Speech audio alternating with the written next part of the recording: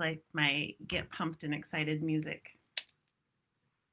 Not that I needed any help to get excited. I'm super excited to be here today. So, okay, there's 5 of you on. I think we'll probably have close to 20, 25 maybe. So say hi in the comments. Hi, Jerry. You and I think so much alike. I think at this point you could probably finish my sentences, right? I know my daughter is flying home. I think maybe not. Maybe she's one of the 7 who are on here right now. She's working today at a golf course, but it's a little slow. So she just said, "I'm gonna try to get home, Mom. I want to be there for your session." So isn't that sweet? Hi, Renee. Hi, Stacy. Hi, Janet. I have to say, this is like the coolest thing to bring so many women together that I have been connected to throughout so many years. And it goes as far back as like reconnecting with my cousin who lives in California. So it's just so awesome. This has been like, when you start something and you start it with, one intention, and of course, so many more blessings come from it. That would be how I would describe this. And we're only on day 2, which is so cool. Okay, so what time is it? I so appreciate you guys being on time. I so very much appreciate you guys all direct messaging me with your thoughts, with your goals. I want to reassure you that you are not in this alone, that there was such a consistent thread amongst all of you. There's so many like feelings being experienced right now. And I'm gonna I kind of took not a poll, but I took a conglomerate of the responses from kind of that top 10,000 foot view. And I'm going to share those with you because it's fascinating how many of the comments, how many of the goals we can all relate to. We've all been there. And there probably wasn't one thing that somebody said that I couldn't relate to. So if you take nothing more away from today's session, I want you to know that you're not alone. Even though you might feel disconnected right now, obviously there are unusual circumstances going on that are contributing to the disconnect that so many of us are feeling. The loneliness, the stages of depression, and some of that is outside of our control, but hear me when I say you are not alone. There are so many people feeling that way. And I cannot wait, based on a lot of the comments that came in, it makes me so excited to teach you the fundamentals of how to self-coach. Because once you really understand that your feeling, no matter if it's loneliness, if it is overwhelm, if it's shame, whatever the feeling is, it's coming from a thought. And that's such good news because we as human beings, we think our feelings are like prescribed to us. We think that it's happening because of something outside of us, right? I mean, if you really think about that, think about like when we were in elementary school and you might come home and you tell your mom, "She hurt my feelings today." We've been kind of brought up in this culture and this way of thinking that other people can make you feel something, or that circumstances or events can make you feel something. And that's simply not true. It's not true. Nothing outside of you can make you feel anything. Your feelings 100% of the time are generated from your thoughts. So I cannot wait because I heard so many feelings and I don't want to take away from any of them. They're all real, they're all valid. But what gets me so excited is that I have a solution for you. So we will get to that. But today I want to just give you kind of an overview of what kinds of lies we are being fed on a very regular basis. So, just as a reminder, I'm Tracy Plushcourt. For those of you who don't know me, I am the founder of Self Made You. Self Made You is a coaching company that teaches women how to self coach so that they can understand why they're getting the results in their life that they're currently getting, why they're getting the experiences that they're currently having, and how to create change. So yesterday we talked about like where you're currently at right now. And we also talked about where you want to be in 6 weeks and where you want to be in 6 months. And like I said, I know that exercise was not easy for a lot of you, but I want to reassure you that you are not alone. This is a group full of women who are feeling anxious and nervous and uncomfortable. They're feeling a sense of shame. But there are also women in this group who are starting to kind of see that glimmer of hope. They're also feeling excited about the possibility of understanding how to once and for all take that control back and get the results that they so desperately desire. So I'm so excited for it all.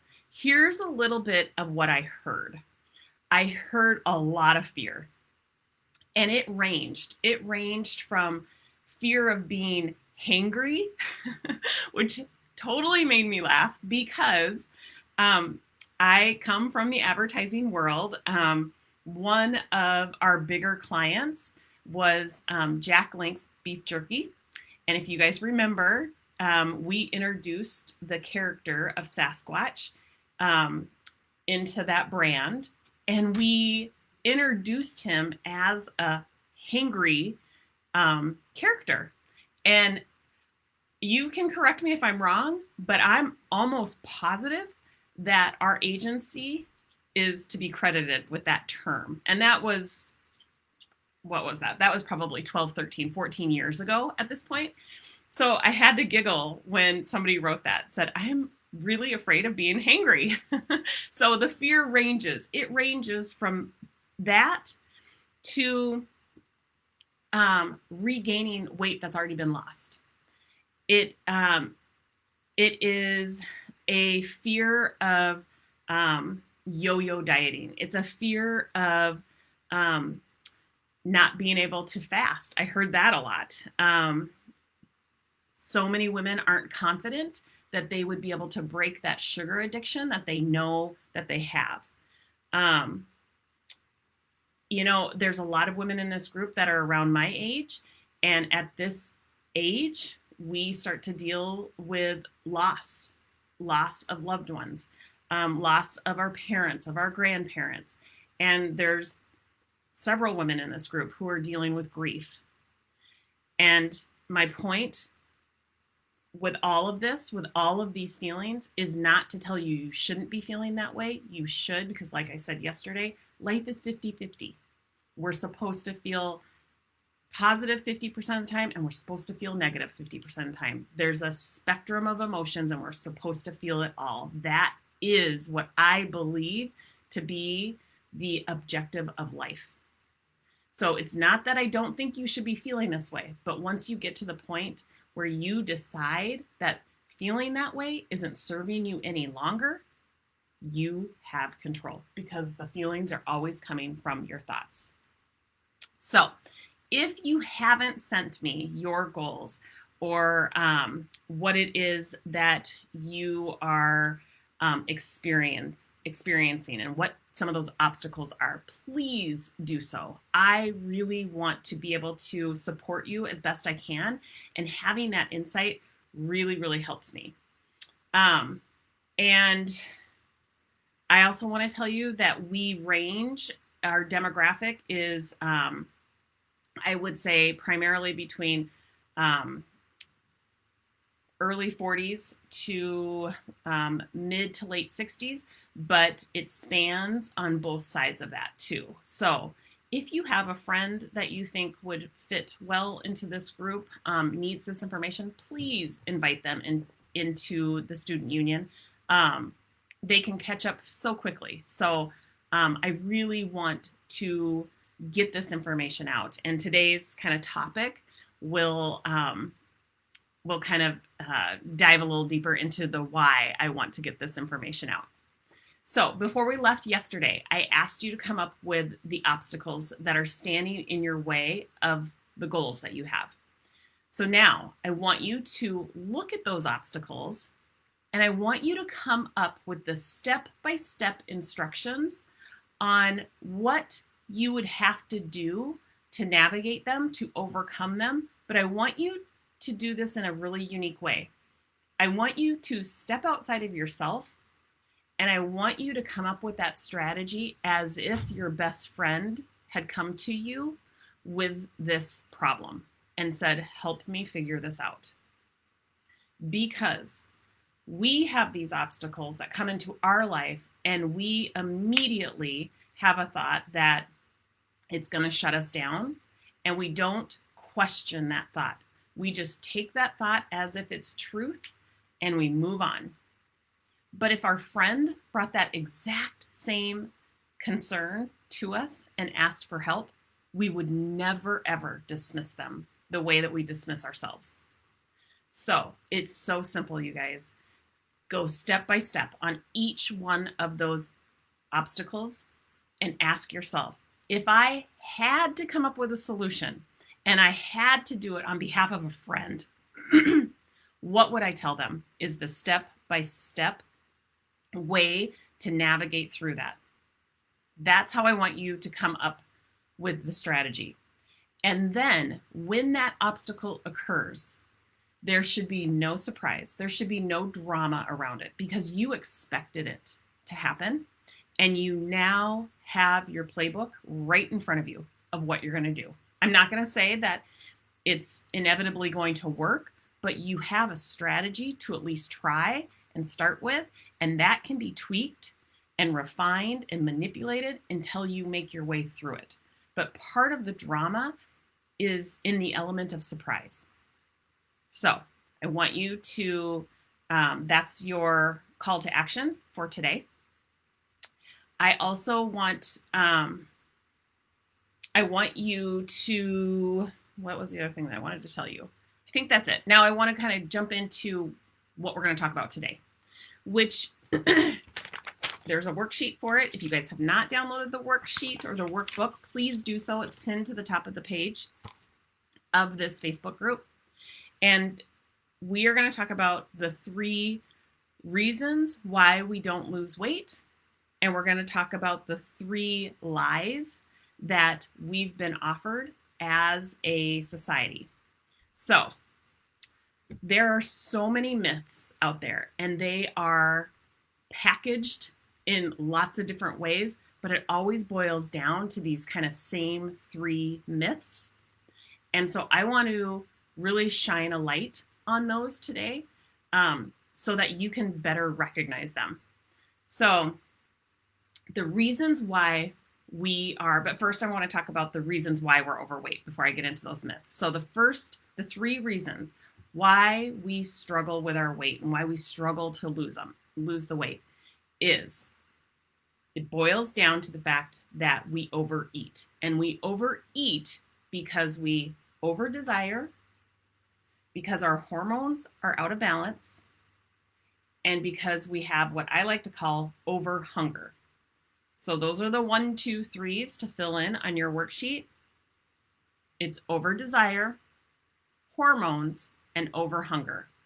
And now let me break these down. So people often overeat because they're not tuned in to the hunger signals. They're disconnected from themselves physically, and they don't always know whether they're hungry or whether they're full.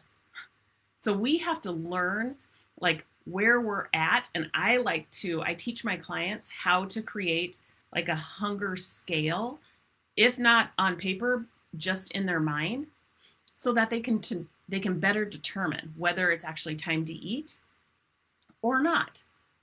So, if we focus just on reducing or resisting overeating, we're not going to get to the root cause of the problem, which is over desire. So when we try to cut back on food to lose weight without addressing the issue, the emotion of desire, we actually increase our desire for food. And I talk about this a lot with my clients, but willpower, I used to think that willpower was like my superpower. It's actually a finite resource, and it's not sustainable for most people. So, desire is just an emotion, and it's an emotion that's created from a thought. That's all it is. So, even when we eat healthy food, our body is rewarded with a healthy release of dopamine, and we get this like satisfaction of addressing our natural hunger signals. And that's healthy and it's necessary for our survival. However, it becomes very problematic when we start to eat concentrated foods like sugar and flour, because concentrated foods release a concentrated amount of dopamine. And then we end up with much more desire than we need to sustain. And then we start to experience a feeling of over desire. And our brain starts to create this unwarranted sense of urgency and importance for food. And this bad habit starts to be fueled. So there's three very simple steps that I walk my clients through to reduce desire. And that is, first and foremost, it's eliminating sugar and flour. And I know right now, based on some of the comments that I got, I know you're thinking that's impossible. And I'm here to tell you it's not. The second tool that I introduce to my clients is creating an eating protocol. And what that looks like, that is simply a plan that is created by you and it's created for you. Okay, so it's nothing that I'm prescribing to you. You are creating a plan of food that you enjoy eating that fuels your body. And you also incorporate intermittent fasting into that protocol. So you are deciding what you eat, when you eat, and then you're also deciding how long do you go in between those periods of eating. And then the third simple step to reduce desire is self-coaching. It's doing the coaching work on the thoughts that you need to clean up. That's it. That's how you eliminate over desire. The second major reason we overeat is due to hormones. So there's 3 hormones that you need to understand because they have the biggest impact on overeating. And as we get a little further into the course, I'm going to talk about some other hormones that are at play. But these are the 3 that are related to overeating. The first one, the main one, is insulin. And I think I was surprised to find out that insulin was a hormone. I don't know if I knew that early on. And it's been interesting to me. Most of my clients are like, I had no idea insulin was a hormone. And it is. It's a hormone that is created from our pancreas. Okay? So, too much insulin in our bloodstream is the primary cause of today's obesity epidemic. Insulin is the fat storage hormone. And when it's in our blood, we can't burn fat. So there's 2 ways to reduce your insulin level. And that's eat fewer carbohydrates and eat less often in reduced quantities.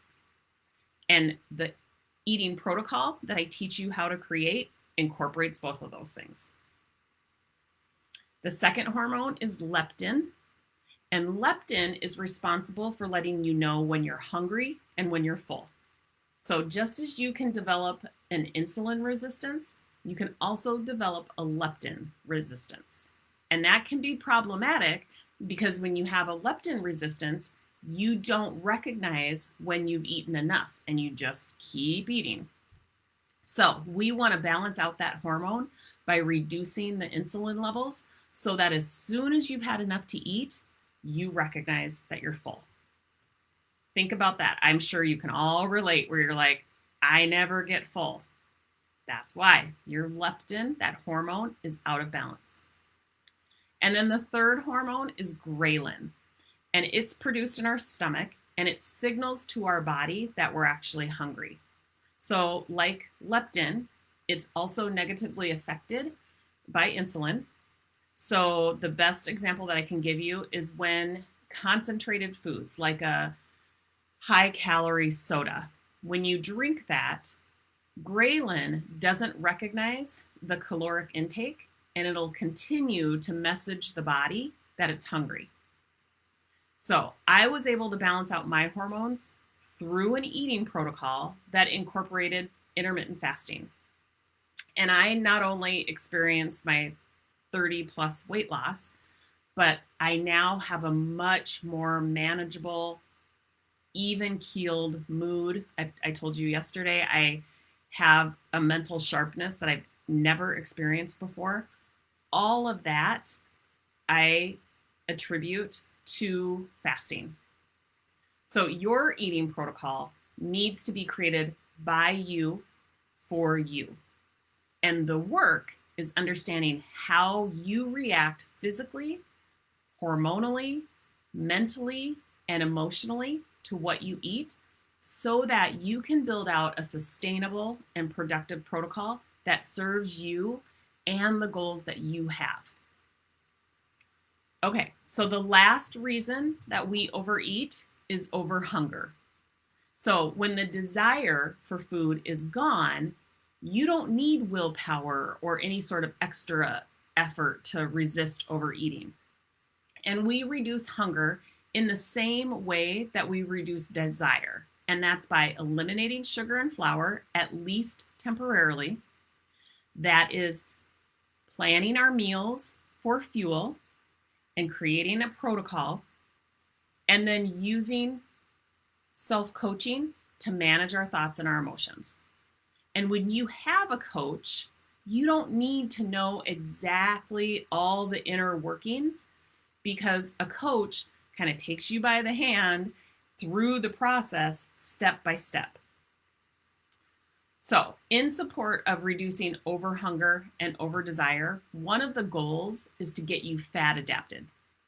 And what that means is your body fat, the body fat that's stored on the fat that's stored on your body becomes the primary source of fuel, of energy. So essentially, we want to rebalance your hormones and we want to train your body to burn the fat that's stored on it for fuel. And this happens when you successfully lower the amount of insulin that's in your blood so that your body can access that stored fat for energy. Otherwise, it only burns the glucose that's in your blood for energy. So you have to be able to drop those insulin levels down so that you're tapping into the stored body fat for energy. And the amount of time that it takes to become fat adapted, it varies from person to person. You'll know when you're fat adapted because you'll be able to easily go 12, 16, even longer hours without needing to eat. So establishing a protocol is the very first step to becoming fat adapted. And I teach my clients exactly how to do that while staying focused on eating for fuel. So the 3 reasons why we don't lose weight are over desire, hormones, and over hunger. Okay, so that is from a personal perspective. That's kind of the battle that we all fight. Now let's talk about how society feeds us lies that makes losing weight even harder. So, outside of the obvious of the supersized portions, most of the popular culture diets are based on a calories in, calories out philosophy. And that philosophy does not work. And honest to God, you guys, that's the message that I want the world to know, because people keep buying into these diet programs that prescribe a calories in, calories out philosophy. And the reason why they do is because it's overly simplistic. And that looks like calorie restriction or eating less but more often or portion control. So, off the top of my head, that's Slim Fast, that's Nutrisystem, Weight Watchers, Jenny Craig. That's the cabbage soup diet. That is juice cleanses. There's a lot of doctors that will still say it's so simple. It's calories in, calories out. Even a lot of personal trainers will say that. And it's because that's all they know. That's what they've been told. That's what their school taught them.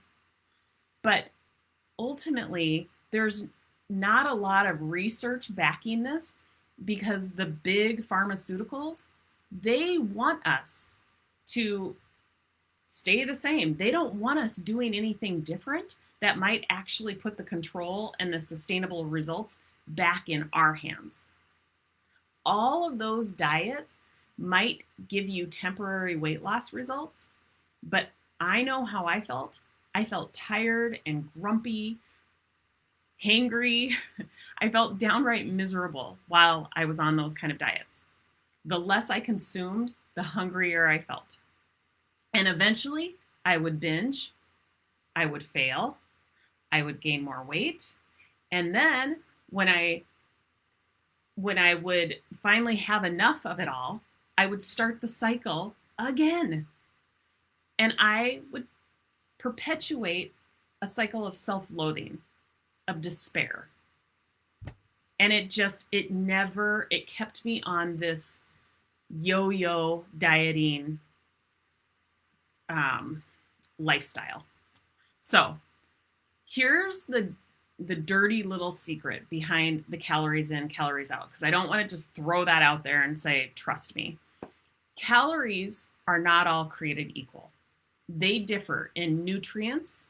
They differ in the hormonal response that you have to them. They differ in the metabolic response that you have to them. But when you cut calories, your metabolism actually slows down.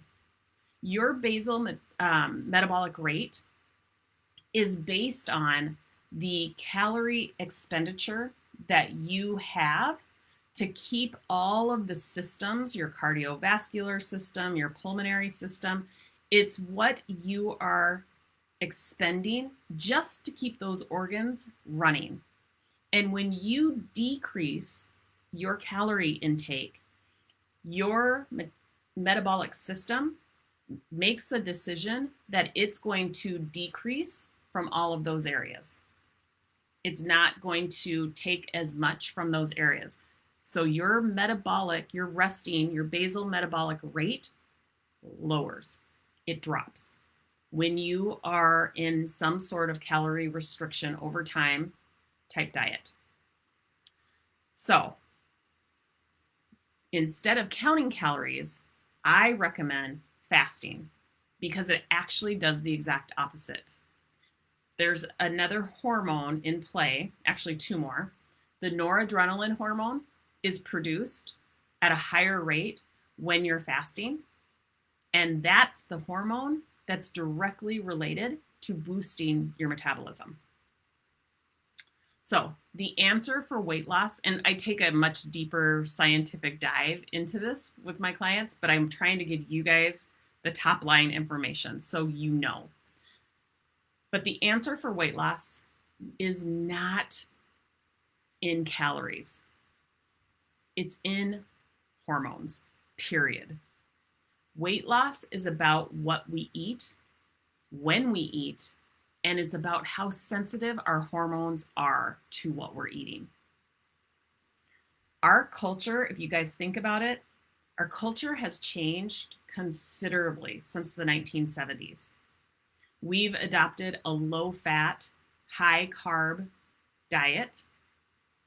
We've adopted large quantities, and we've also adopted meal directives. So low-fat diets are responsible for the obesity epidemic that we have today. Low fat is usually high sugar and high carbs. And as I've already mentioned, those are the contributors to a spiked insulin level, which keeps you from being able to burn fat. And worse yet, you store the fat when your insulin stays high. The other thing that we've seen a major shift in from a societal perspective is consumption. Consuming has become the norm within every part of our culture, and abstaining has not. Think about that. We are a high consumption society. That would include food, alcohol, TV, social media. There's a lot of net negative type buffers that we choose. So today, eating in every situation and every circumstance is our default. But back in the 70s, it wasn't. And this is not a people problem, this is a system problem.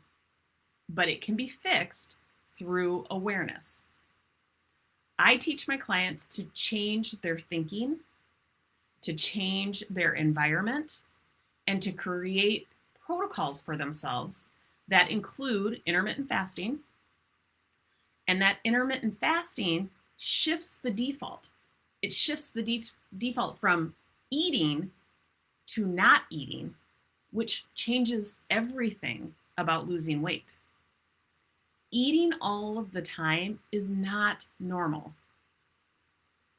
Having a personalized protocol created by you will liberate you, your body, your mind, and your lifestyle.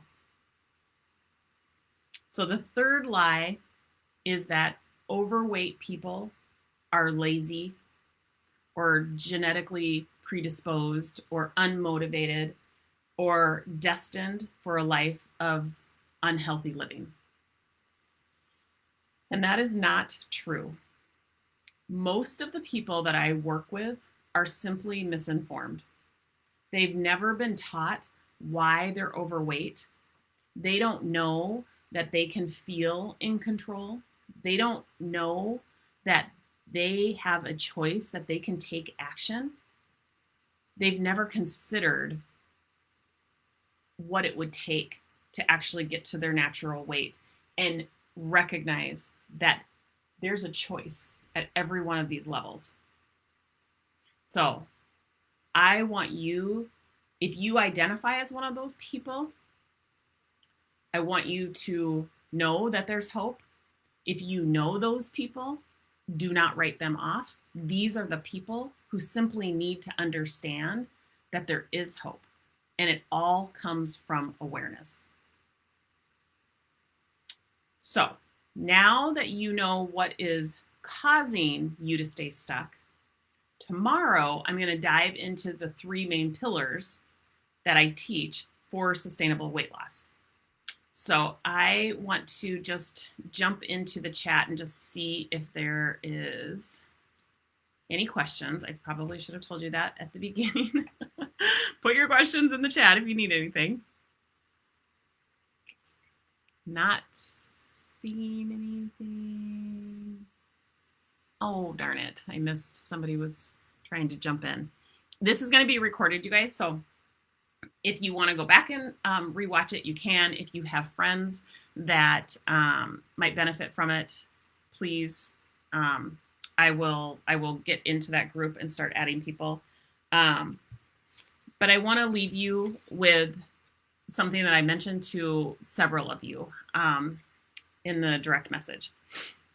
Shame does not exist in the light. Shame thrives in the dark.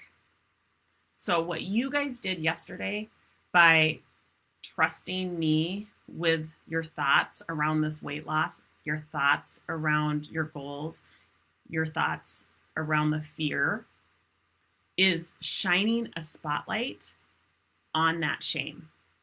And several of you said that. Several of you, in not that same, sort of way, you said, man, it feels so good to be able to kind of reveal where I'm at and where I want to go.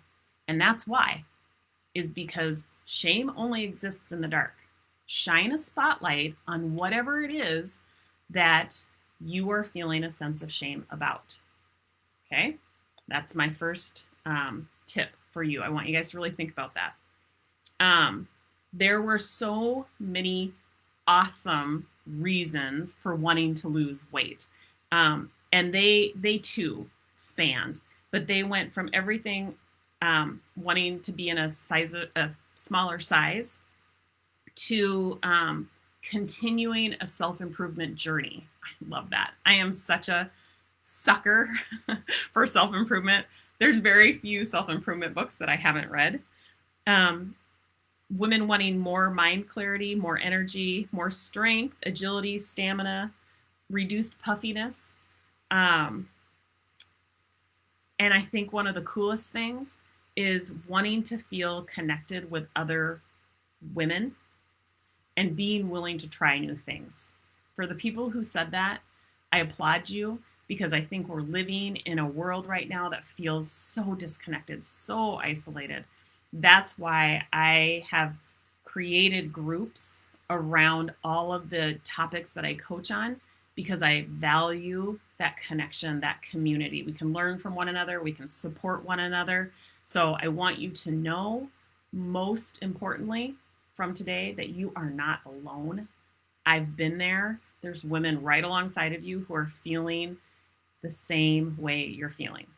So I will look forward to tomorrow at 1:00, where I'm going to give you kind of the nitty gritty of what you need to do to start creating weight loss for yourself. All right. Oh, thank you, Jerry. Yes, there's a lot of menopausal women out there dealing with hormonal problems. This is another great, fasting is a really great way to get those hormones in check. What are the hours to intermittent fasting? We are going to go over those soon. I think that's Sunday's call, but there are lots of different methods of fasting. So I'm going to actually give you kind of a buffet of, bad choice of words. I'm going to give you a range of options, and I'm going to ask you to try one or two of them. But the very first one that I would really highly recommend you guys starting with is only eating breakfast, lunch, and dinner. What that means is you eliminate all snacking. So you are keeping your meals to no more than 1 hour at a time. So if you eat a breakfast, I want that breakfast to start at 8:00 and be done by 9:00. There's no grazing allowed. And then you would just eat lunch, and that can't consist of any more time than 1 hour. And you would just eat dinner, same thing, 1 hour. That is giving you a hard fast and a hard stop in between your meals. And that's the best place to start. Just eliminate snacking. You guys will be shocked at how your body will respond to that. From there, we move into eliminating a meal. Okay? And from there, we stretch, we extend our fasts, and we either eliminate another meal, or we just extend the window of fasting, and we kind of condense the time of which we're eating. So I'll go over all of that, but if you guys are like really chomping at the bit to get started, I would highly recommend 3 meals, take out the snacking, and get your water in. You got to have a lot of water. I do not want anybody to suffer from having their electrolytes out of balance or suffering from dehydration. It's probably the two symptoms that people experience right out of the gate with fasting. I will say it tends to go hand in hand with longer fasts, so you probably won't experience that with the type of fasting that I've just mentioned, but make sure you're getting in your water. And if you do experience any sort of electrolyte imbalance, up your salt intake. I tell my clients, if you like pickle juice, pour a little glass of pickle juice and kind of sip on that. But I'm going down a rabbit hole. I tend to do that. What the second lie was? The second lie was, so it's, I'm going backwards now, but people who are overweight are lazy and unmotivated. That was the third lie. The second lie was that low-fat foods help you lose weight.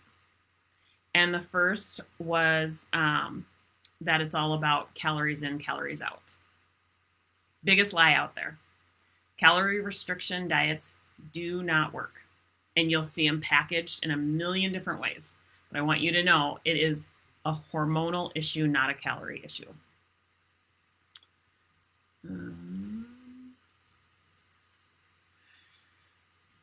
Bridget, we'll talk about the hormones that are related to breast cancer in an upcoming session. Sugar from fruit. Sugar from fruit is obviously a natural sugar. If you're going to, fruit has carbs, vegetables have carbs. Those are the best carbs that you can consume. I want you to limit your fruit to 1 serving a day.